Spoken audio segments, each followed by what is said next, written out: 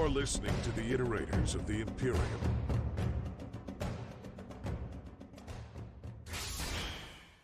Hi, I'm Miss, and I'm here with my lovely co-host, Ryan, and you're listening to Season 4 of the Iterators of the Imperium podcast, the podcast in which Ryan is the expert on Warhammer 40K, and I am the noob trying to learn about the Warhammer universe. And let's just get straight into it. So Ryan, what are we talking about today? First things first, Miss. First thing is first. We have two things we need to do first.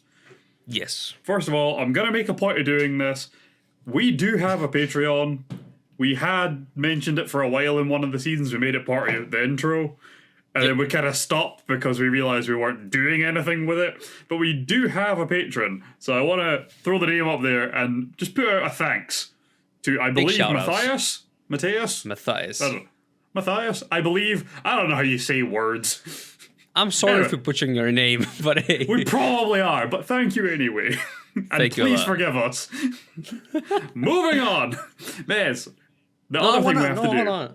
With the Patreon thing, I actually do want to say thing. We are actually planning on doing some more stuff with the whole Patreon thing, getting you guys who wants to support, and if even more people wants to support in the future.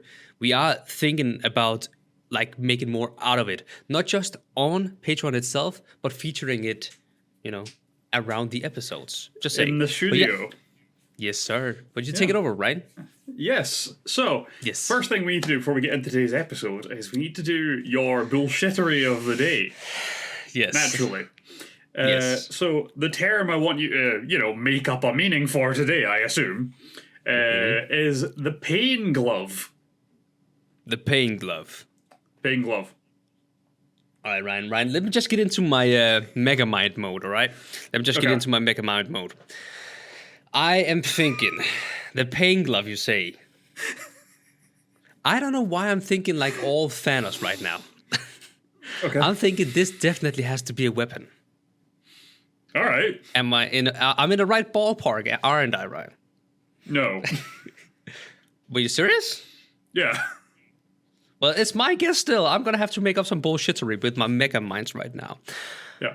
The pain glove is a replica of the Thanos infinitive glove, and it can, essentially do the same thing as Thanos, but this is Warhammer, so it will only be destruction and death it will be used for.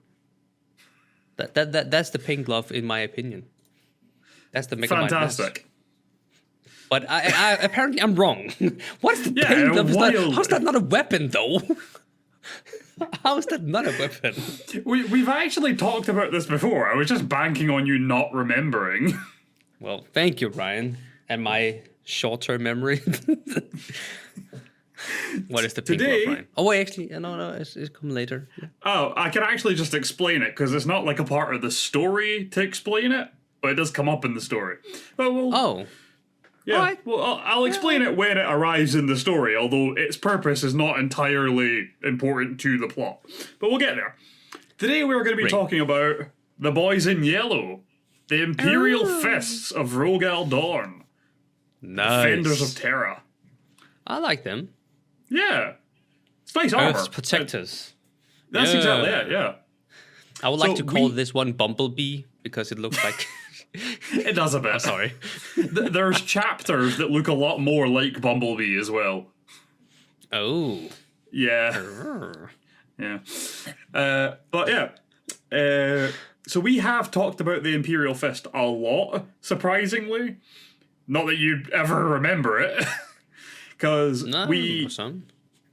because obviously we've talked about the Legions, we've talked about their Primarch specifically, but they actually turned up more than any other Legion in Season 1 when we were doing the timeline. Because not only are they in the Heresy, they also play a major role in the 13th Black Crusade, because they're the ones that have the ship, the Phalanx, the massive fucking fortress ship that goes to help out. But also, remember the War of the Beast with a giant orc that Vulcan bodies, just tackles into a generator. Yeah, that's when these guys all came back together to protect Terra. So they actually turn up in a lot of major events. So we've probably talked about them, realistically, more than any other Legion, interestingly enough. They just always seem to pop up. Yeah, but the reason is because they are, like, the defenders of Terra. That's their whole thing, is they're like directly tied to Earth. Whereas the rest of the legions have like an area they look after, or like something like that. They kind of stick to their home world's kind of area, or a particular subsector, or a particular kind of area of space. These guys are like, no, we're just staying at home. Yeah, and since, you know, a lot of the stories we're talking about is about Terra, or in that region, you know? Yes. It's natural that we're talking about these, yeah. Exactly, yeah. But what we're going to do is, again, the whole point of the season is getting us up to speed with that particular legion or whatever, so that we can talk about them in the current day, right? And the things that happen during the heresy and stuff aren't necessarily the parts of their story that carry forward into the modern day. Like with the Thousand Sons, it wasn't the fall of Magnus or anything like that carries forward into the modern day.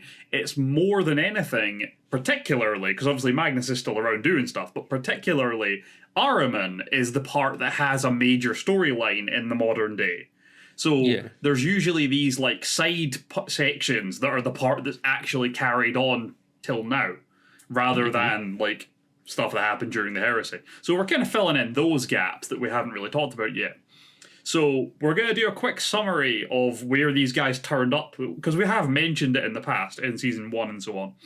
So we're going to go over that stuff again, but probably mention a bit more detail that's like pertinent to what we're trying to get across today. And then I'm going to tell you the story of a particular character, which their storyline is what carries forward most with these guys. All right? Yes, sir. Yeah.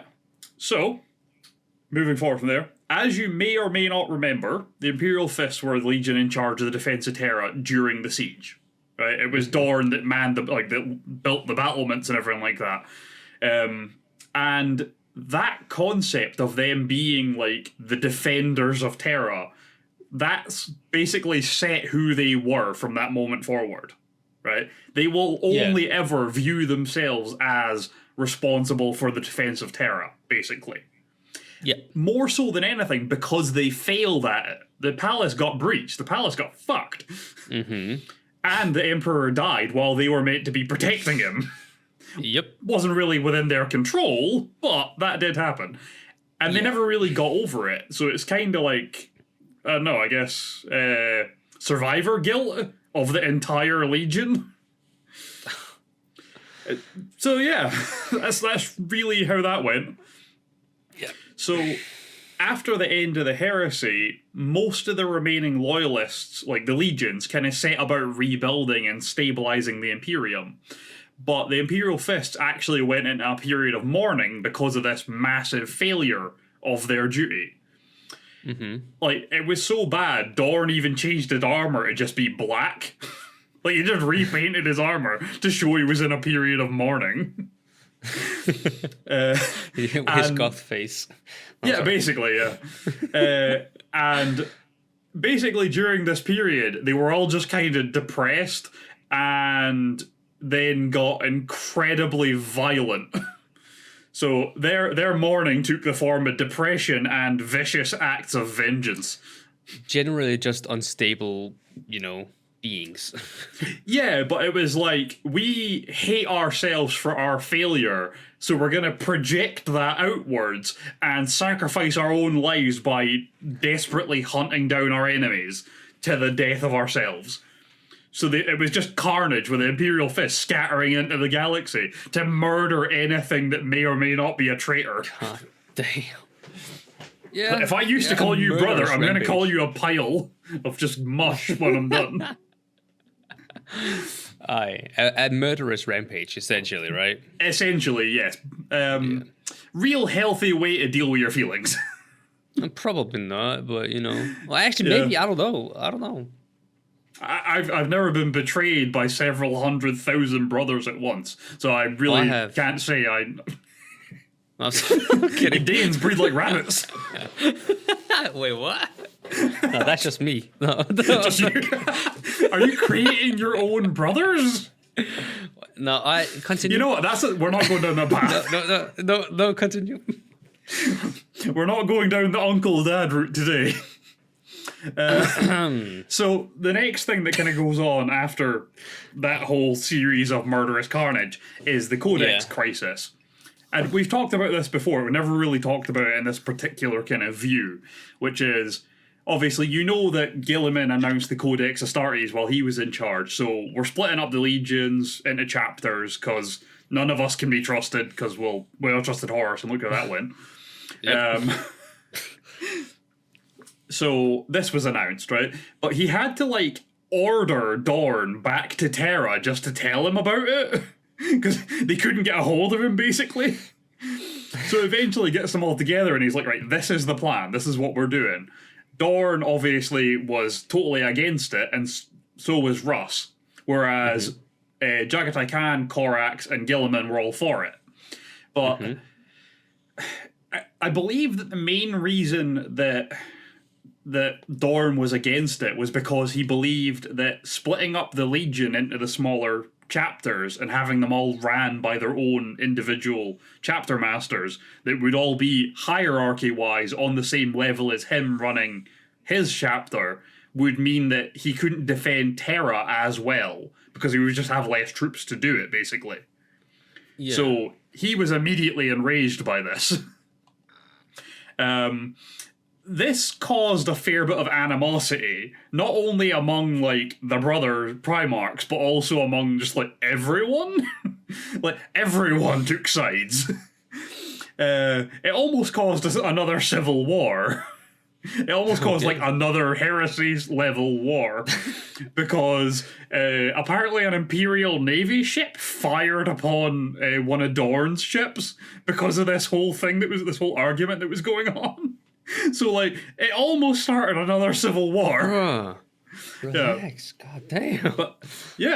But the Imperial Fists have this common belief, which is cleansing through pain, right? So, if you personally have done something wrong, you can only really get over it or get past it by going through pain of an equivalent level, right? So this is where the pain glove comes in. This is a form of meditation for this legion. They wear a glove that puts them in unbelievably excruciating pain, and they do it for extended periods of time as a form of meditation. This is where it dawns on you. We have talked about this before, right? We have talked about this before. Yeah. Oh, but no, actually, Ryan. Yes. I want to have a star for this episode as well, because it can be used as a weapon. It's kind of a weapon. Yeah, you could just punch someone while wearing it, I suppose. Or you could just force it onto your enemy.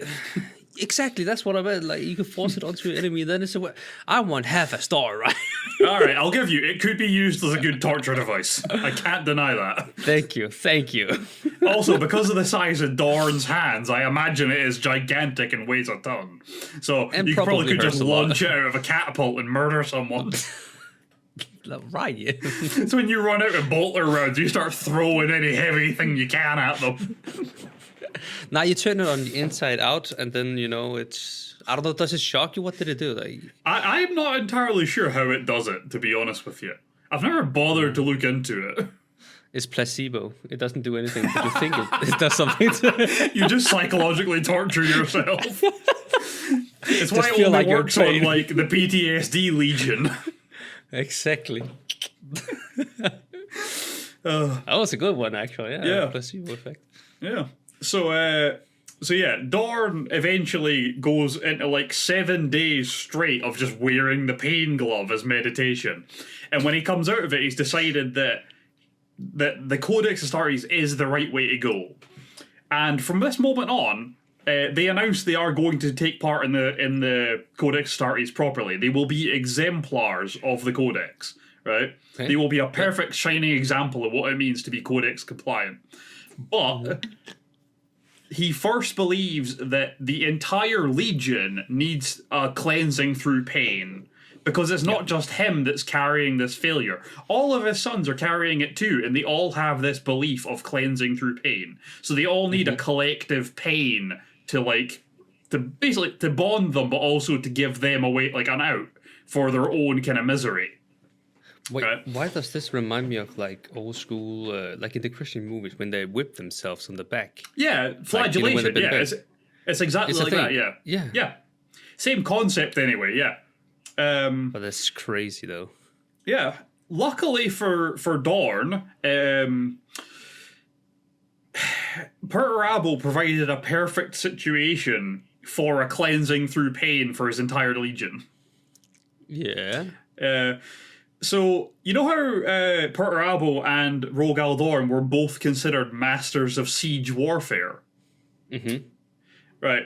So, as you may remember, Perturabo's whole thing about the Horus Heresy was it was brothers versus brothers, right?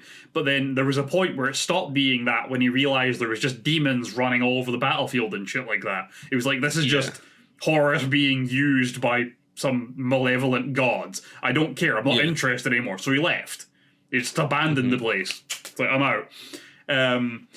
To him, the siege was a chance for him to test himself against Dorn to see who was better at siege warfare once and for all. But he never got that because he had this like dawning realization that Horus was just a pawn, that they were all just pawns. So he just left. But luckily, in the interim, what he had been doing was building the Iron Cage, possibly the most impenetrable fortress in the galaxy. The idea being, it was him basically mocking Dorn to be like, well, I built a fortress, but you can't get through this, dickhead. I broke the walls of your fortress. Let's see you do the same, asshole. Basically, it was just a big taunt, like, come at me, bro. I dare you. I double dare you. But luckily for both of them, I guess, because it's what they both wanted, for Perturabo, it was lucky that Dorn was looking for this way to cleanse his entire legion through pain, and for Dorn, it was lucky that Perturabo had built the perfect place for it. So Dorn basically just runs headfirst into that trap to see what will happen. And because obviously they are running headfirst into an enemy stronghold, purposely built to kill them in particular, it goes pretty bad. And eventually Gilliman and his mass reinforcements have to rock up and, you know, scare off Perturabo and his kids. But after that whole Iron Cage incident, Dorn sets about the reorganization of his chapter, right? He believes that the pain they all went through during the Iron Cage was cleansing for them. So they no longer carried the guilt of their failure at Terra. So they were now able to move forward and split up into the chapters and still do their jobs. That was the idea. So the Legion obviously split up into a bunch of chapters, right? There were four initial second founding chapters, right? Obviously, they always have one that maintains the name and colors and leadership of the original Legion, right? So we still had the Imperial Fists as a chapter now, with technically Chapter Master Rogal Dorn, and so on and so forth, right? They kept the Phalanx as their home base, and everything else stays the same for them, right? But then we had a bunch of other chapters turn up. We had the Crimson Fists turn up. They were one of the three that were founded from it. We had the Soul Drinkers, and we had the Black Templars. Yeah. So these are the three chapters that came out of the original Legion that weren't the original kind of named one. And the way it worked is that the more kind of zealous and fervorous members of the Legion became the Black Templars, and the more level-headed became the Crimson Fists. And we don't talk about the Soul Drinkers at the end there because they are now renegades. So they have an entire storyline, and we'll get into that in another day. Yeah. But Ryan, we don't talk about them. They're officially evil, so we don't care about them anymore. I just want to add something real quick, Ryan. Yes. Have you noticed here in the studio Yes. what I have in front of me? Yes. Is it in the fitting? It is, but that's an Ultramarine. Oh. No mind. I can't really see it. It's very bad 3D model. No mind. Yeah, it's an Ultramarine, yeah. It looks the same. Similar. No, I can't see it. It's too blurry. It's fine. That's fine. Don't worry about it. So yeah, these are the 3 chapters that came out of the original Legion at the second founding. And, everyone kind of moved on from there. They all acted as perfect examples of Codex-compliant chapters. Now, that's as far as the Imperium is concerned. As far as we are concerned, we know that this was all a lie. They were basically pretending to go along with it. Because Dorn had installed the Last Wall protocol in all of them, which is an absolute, it's a total rule against the Codex Astartes. The whole point is they're supposed to be individual chapters with their own leadership, not answering to anyone else other than, the Emperor or the Imperial Regent, whoever it may be. So, modern day, Guilliman is the Regent again, because the Emperor is still on his chair. So they don't have to answer to anyone else. But because Dorn instilled in all the chapter masters the Last Wall protocol, that if you're called upon, you all get the fuck back to Terra and all act as one team again for the love of God. But because they all carried this kind of guilt in the back of their minds about their failure at Terra, it just stayed with them. So it's still, to this day, is a thing among all these chapters that are allegedly perfect examples of the Codex, but they all are not, because they all have this rule that they're technically still a Legion. Which is quite fun. Yeah. And obviously, we saw the Last Wall Protocol be used only once, and that was during the War of the Beast, when the massive Orc army, the size of which never before seen, decided to attack the Imperium. And the Imperial Fists set in place the Last Wall Protocol, formed back into the Imperial Fist Legion, and defended Terra. Yeah. Yeah. Pretty standard stuff. For the record, because the Imperial Fists are a fleet-based chapter, technically, they don't have a home world, they just have a giant ship that moves around that they all live in. That's their base. The Imperial Fists are the chapter, I guess, with the closest ties to Terra itself. So it wouldn't be uncommon on Terra for you to, if you're going to see a Space Marine, it's going to be an Imperial Fist. It's not unlikely. You'll probably, once every generation, someone may see them walking around. But you're not going to see, Flesh Terrors walking around. You're going to see an Imperial Fist. Although it's quite cool. There's a lot of stories set around, the 13th Black Crusade kind of time. And in those, a bunch of them are, about Inquisitors and stuff set on Terra. So they're just normal people doing, detective shit, which is quite cool. They're really cool storylines. But the Imperial Fist even turn up in those stories to, help save the day and shit. It's quite cool. Yeah. Yeah, so even while the light of the Astronomicon was gone and demons were running all over Terra and that, the Imperial Fist just rocked up to help gun people down. Quality, love it, big fan. Let's go. Yeah. Now, that is about as much of a summary about what we've already talked about as you need. So we're going to get on to the main point of today, right? All right. And I'm going to tell you the individual story of one particular character. Right? Okay. And this is the character that sets how this Legion moves forward into the modern day. More than any other, I would say. Okay. The most relevant part, anyway. So we can get rid of these guys. Because we are talking about this boy. This lad. This guy. This humongous beast. Yeah. What do you think about this guy? Just as a curiosity, what's your thoughts on this boy? When you say thoughts, right off the bat, it looks like somebody who should be evil boys, no? That's fair. Just because every time you mention a character, a species, whatever it is in Warhammer, they have black skin and red eyes. They're always evil. So this looks like somebody who brings death from above. I don't know. Yeah, no, that's fair. Actually, interestingly, right, black and white are the colors of the priests of the chapters usually. So if you're if you're one of the I suppose what's the term?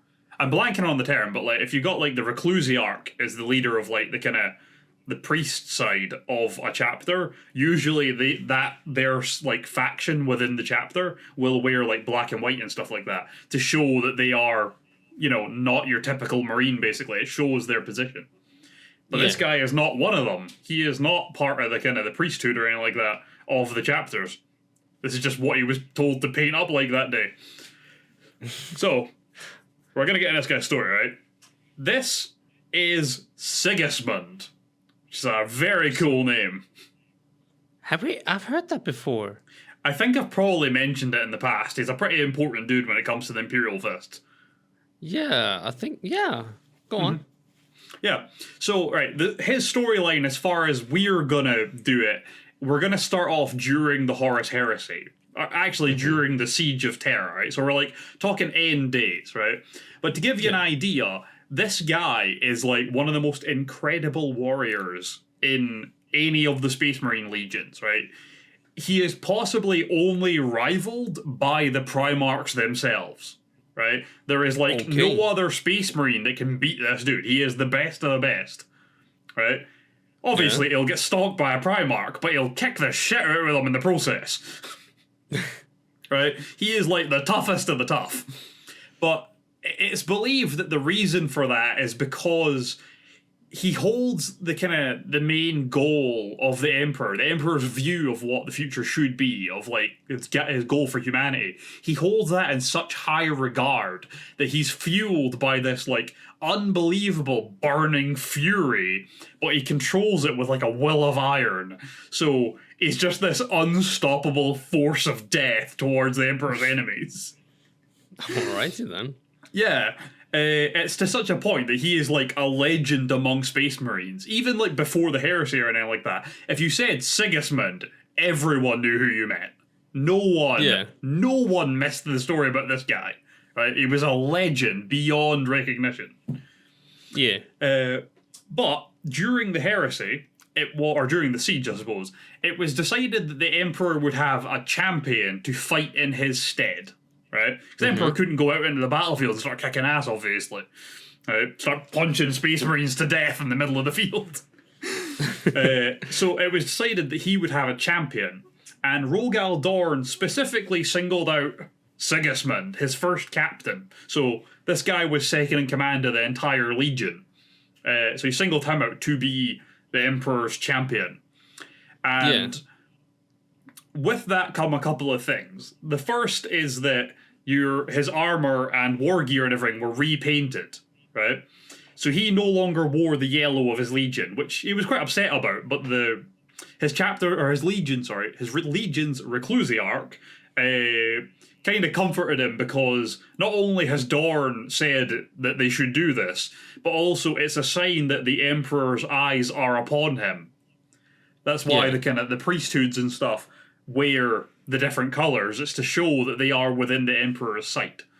And that's why he has to do this too. So he ends up striding out into the battlefield with his black sword and his armour painted like this, just marching through the kind of war-torn battlefields of Terra, like, just waltzes out into the carnage, just looking for any champions of the traitors, any champions of chaos, and challenging them to one-on-one mortal combat and slaying them in the Emperor's name.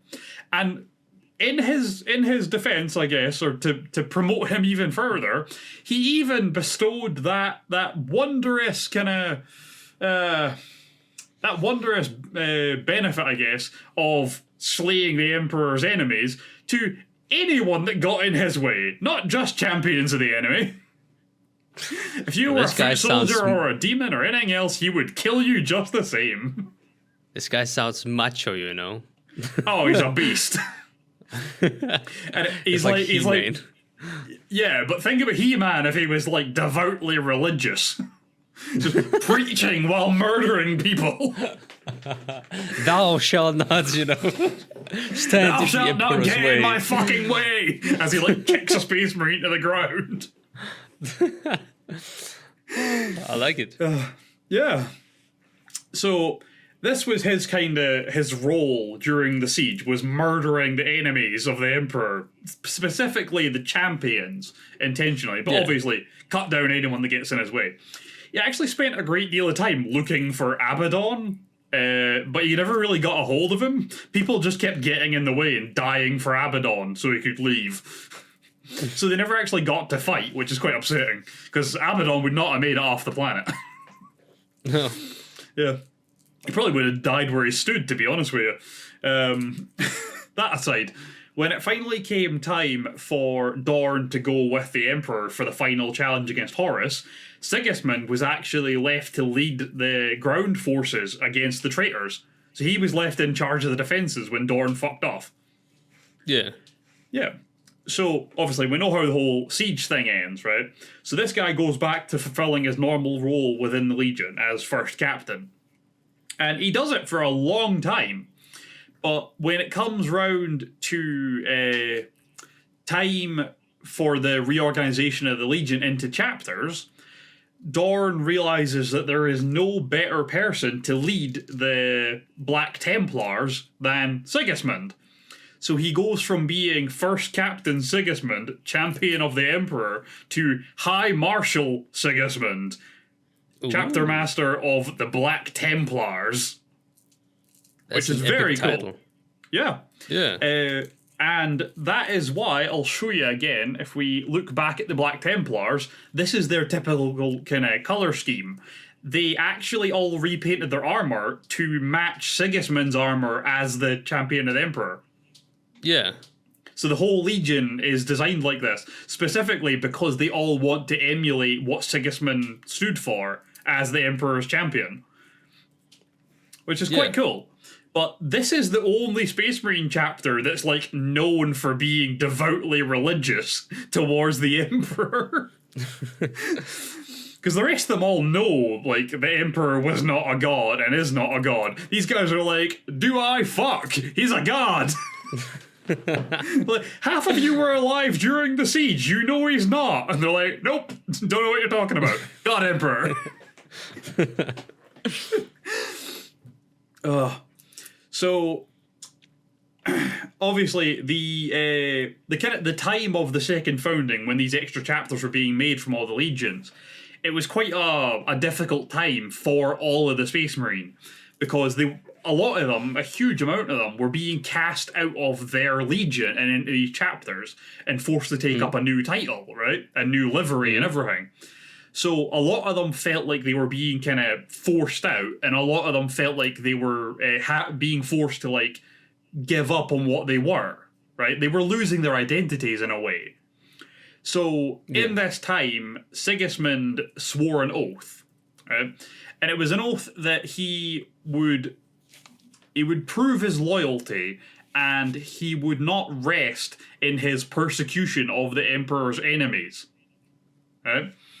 And interestingly, every High Marshal since Sigismund has sworn the exact same oath he did before leaving Terra on the day that the chapter was founded.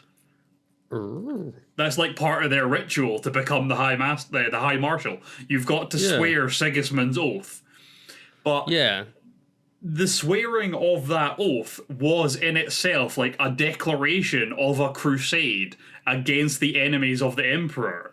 And with every swearing of the oath, the crusade continues. So since, like, I guess the 31st millennia, the Black Templars have been in one long crusade to kill all of the traitors.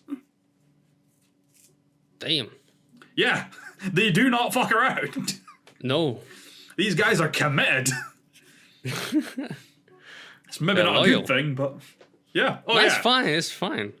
They are like the most loyal of all the chapters. Yeah. A little too loyal if you look at them too long. Nah. You can't be too loyal. That's fine. Right? I don't know. It starts to approach heresy. Heretic. I like it. I like it. Yeah. So this is, I think, well, yeah, he was another one of Sigismund just being an absolute unit. So damn, looked like he kind of like Predator. Kinda, yeah. Is it just me? Like, I'm getting Predator vibes. No, I can kind of see what you mean. Yeah. Yeah. Might just be this image, though. Maybe, yeah. So, the story of Sigismund actually ends with Abaddon, which is interesting. Yeah. So, in 781 of M31, so 31st millennium, or yeah, the year 31,781, right? That was when Abaddon finally reappeared, right? Because you got to remember that after the siege, all the traitors kind of scattered into the galaxy. And then there's a period, which is the Great Scouring, where the loyalists all, like, herd them like sheep back into the Eye of Terror. But since Abaddon and all that went back into the Eye of Terror, they've never been seen for, like, 500 years. So... Damn. Yeah, so now you've got the High Lords of Terra running Terra, and they've all kind of forgot about the traitors. But in that 500 years, two things have happened. One, High Marshal Sigismund has never once stopped looking for Abaddon, because he wants to stomp him into the dirt, because he never got to Terra. But... during that 500 years, you've also got Abaddon's forming the Black Legion of all the kind of scattered remains of the others that didn't want to be loyal to a Primarch anymore. So, in 781, that's when Abaddon finally reappears from the Eye of Terror, launching his first Black Crusade. Yeah. Which, obviously, not a good time for anyone. But he found himself face-to-face with...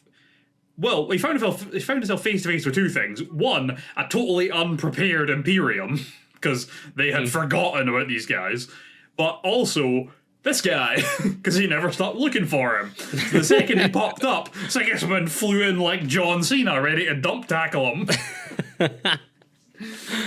And his name is...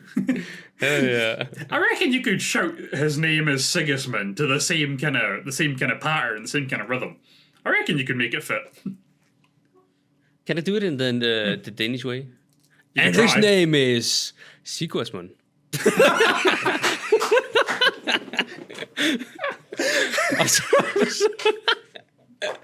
I'm sorry. Oh, that was bloody excellent. Yeah. Remind me of that later. Anyway, so by this point, you got to remember, Sigismund is like 1,000 years old. He's well over 1,000 years old, actually. So he is aged, right? He is old AF, but he's still like an angry, zealous space marine. So he's ready to kick ass. So him and shitty version of Horus get into a big brawl. But by this point, obviously, Abaddon's done the whole thing of killing a clone of Horus and getting his claw and all that stuff. So he's wielding the Talon of Horus, the big claw weapon, against the black sword of Sigismund. So two of them end up locked in fiery battle, and Sigismund runs him through, just straight impales the fucker with his sword. Unfortunately, you know what the main downside to using a big old claw as a weapon is? It's that you can't reach your enemy. Like, if you can't reach them, you can't hurt them, right? And the issue with impaling someone with a sword is that you have to get real close. So, when Sigismund impaled him, Abaddon just took it as an opportunity to just gouge his stomach open and just disemboweled Sigismund, obviously killing him in the process. Oh, just gutted him like a fish. That's rough. Yeah, and that is how Sigismund died, unfortunately. That was the end of Sigismund. That's at the hands of the spoiler. But there is one more part. Sigismund plays one more major role in the story.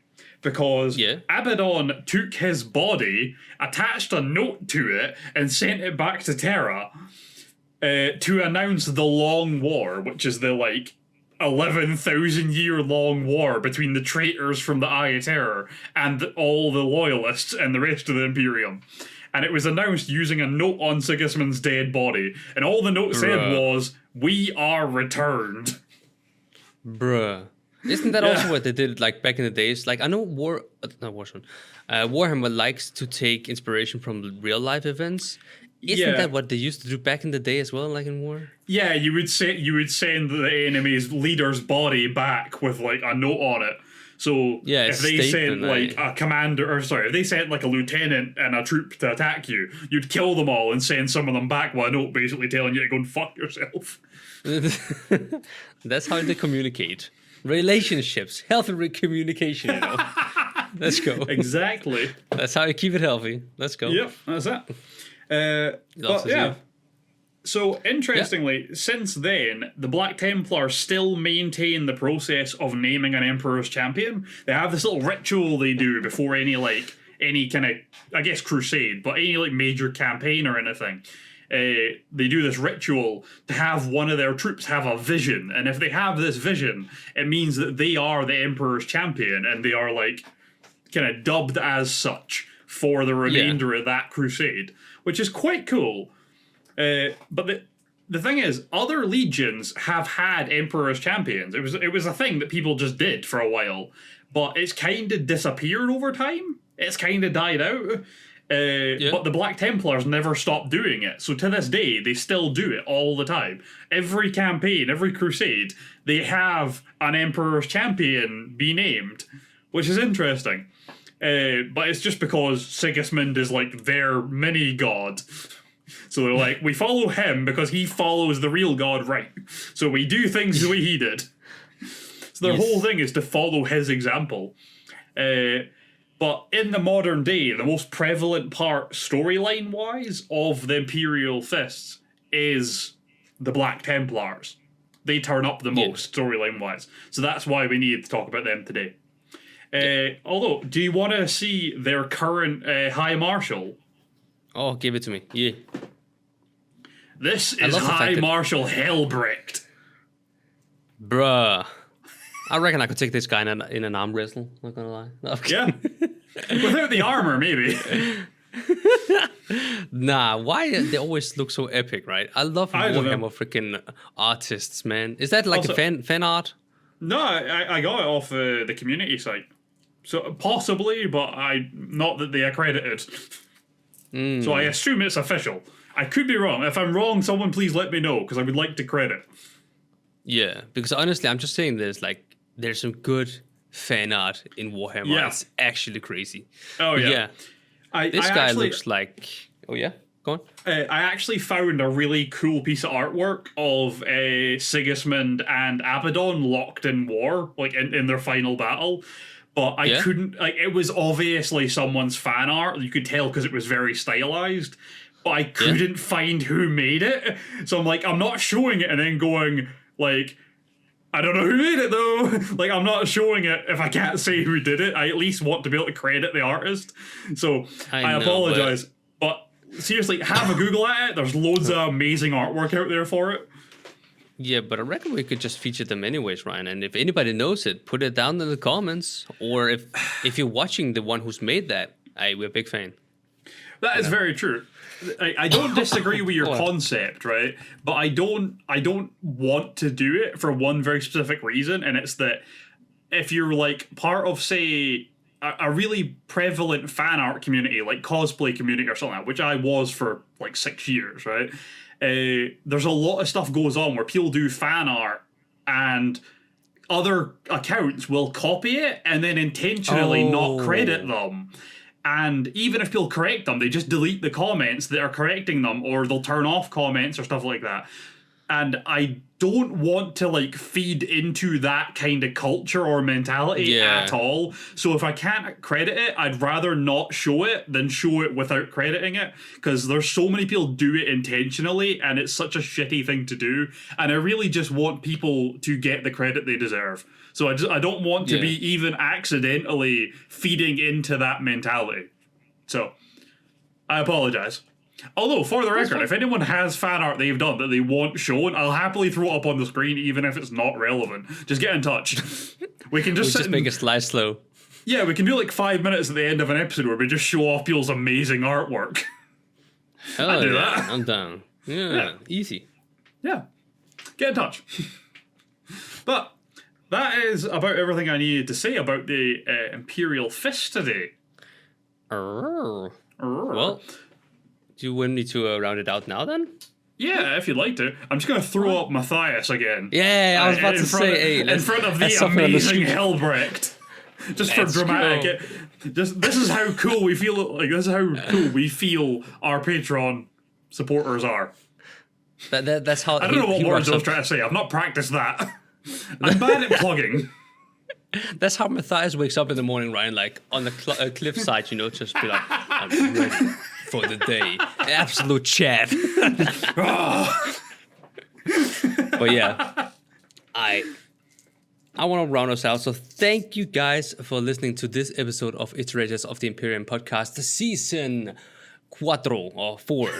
Yes. It's been me, Mess. And of course, the best narrator in the game, Ryan. And we will see you in the next one. Take care and peace. Bye.